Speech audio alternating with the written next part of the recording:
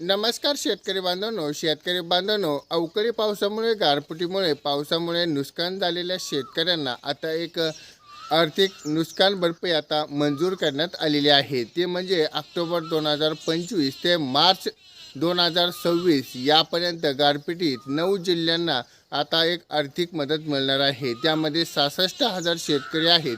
त्या शेतकऱ्यांना आता एक नुकसान भरपाई मिळणार आहे। या व्हिडिओत आपण एक GRच्या माध्यमातून आपण ही माहिती घेण्याचा प्रयत्न करणार आहोत। चॅनलवरती नवीन असाल तर चॅनलला सबस्क्राईब, लाईक आणि शेअर करायला मात्र विसरू नका।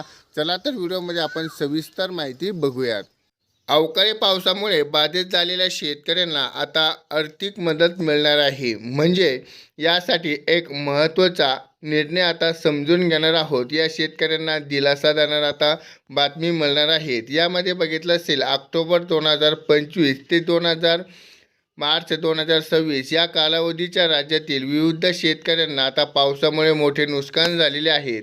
त्यात भरपाई करण्यासाठी शासनाने एक मदत देण्याचा निर्णय घेतलेला आहे। तर या ठिकाणी आपण बघितलं असेल की तब्बल निधी हा मंजूर आता किती शेतकऱ्यांना हा DBTच्या मार्फत त्यांना जमा करण्यात येणार आहे। पण तब्बल ही एक नुकसान भरपाई आहे ती म्हणजे शासनाचे तब्बल 53,73,07,000 इतका निधी हा मंजूर करण्यात आलेला आहे। आता शासनाचा एक जोडण्यात अपात्रता दर्शवण्यासाठी एक तरतूद अथवा आवश्यक उपलब्ध तरतुदी करून यात आपल्याला निधी हा वितरित करावा। त्यासाठी आपल्या बँकच्या मार्फत हा निधी आपल्याला मंजूर करण्यात येणार आहे। तर महत्त्वाचं सूचना म्हणजे या हंगामात आपल्याला एकदा ही मदत मिळेल, पण या खात्री केली जाईल की कोणत्या प्रकारची दुबार मदत होणार नाही। पण विशेष लक्ष दिले जाईल की बँक असेल किंवा कर्ज वसुली असेल वापरू नये त्यासाठी स्पष्टपणे निर्णय देण्यात आलेले आहे। त्यासाठी तुम्हाला हा निधी 100% तुम्हाला हा निधी येणार आहे। त्या निधी आपण बघितलं असेल कोणकोणत्या शेतकऱ्यांना मिळणार आहे, कोणकोणत्या जिल्ह्यात मिळणार आहे। नागपूर, पुणे, अमरावती आणि छत्रपती संभाजीनगर या सर्व काही जिल्ह्यांना हा लाभ मिळणार आहे। तर हा लाभ किती मिळणार आहेत आपण बघूयात थोडक्यात। हा लाभ किती मिळणार आहेत यामध्ये बघितलं असेल नागपूरमध्ये बघितलं आपण गोंदिया असेल, वर्धा असेल, फेब्रुवारी 2026 यामध्ये बाधित झालेल्या शेतकऱ्यांना आता 113.15 इतका हा निधी मंजूर करण्यात आलेला आहे।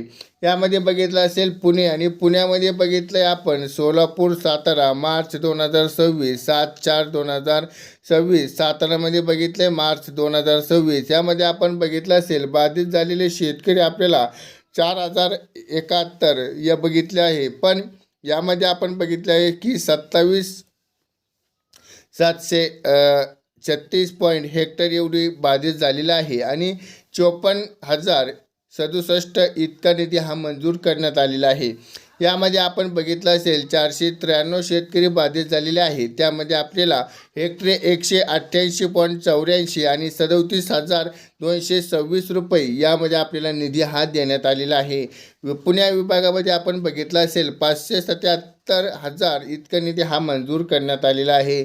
त्या ठिकाणी आपण बुलढाणा बघितलं असेल जानेवारी 2026 8/2004 यामध्ये आपण बघितलं असेल 7,357 जेवढे शेतकरी आहेत त्यामध्ये आपल्याला 39.77 इतकी ही जमीन बाधित झालेली आहे। पण त्यामध्ये आपल्याला 694,000 यामध्ये 79,000 रुपये आपल्याला या ठिकाणी मंजूर करण्यात आलेले आहेत। यवतमाळमध्ये बघितलं असेल तुम्ही की फेब्रुवारी 2026 8/4/2026 मध्ये बघितलं असेल 6,712 म्हणजे त्या ठिकाणी आपल्याला 2,788 हेक्टर जमीन बाधित झालेली आहे। पण त्या ठिकाणी 474 हजार रुपये त्या ठिकाणी मंजूर झालेले आहेत। त्यामध्ये अमरावतीमध्ये बघितलं असेल यवतमाळमध्ये ऑक्टोबर 2025 मध्ये आपल्याला बघितलं असेल 48,000 रुपये हा निधी मंजूर करण्यात आलेला आहे। यामध्ये आपण एकूण बघितलं असेल की 12 12,17,071 हा एवढा निधी मंजूर करण्यात आलेला आहे. यामध्ये बघितलं असेल छत्रपती संभाजीनगरमध्ये बघितलं आहे 1,37,054 इतका निधी मंजूर करण्यात आलेला आहे. त्यामध्ये बघितलं छत्रपती संभाजीनगर बीड फेब्रुवारी 2026मध्ये 29/3/2026मध्ये बाधित झालेल्या शेतकरी म्हणजे 33,019 यामध्ये पाहिले आहेत. पण यामध्ये आपण बघितलं असेल की 19.0723 इतका हा हेक्टर बाधित झालेला आहे आणि 306,000 यामध्ये आपल्याला सर्व शेतकऱ्यांना हा निधी मंजूर झालेला आहे.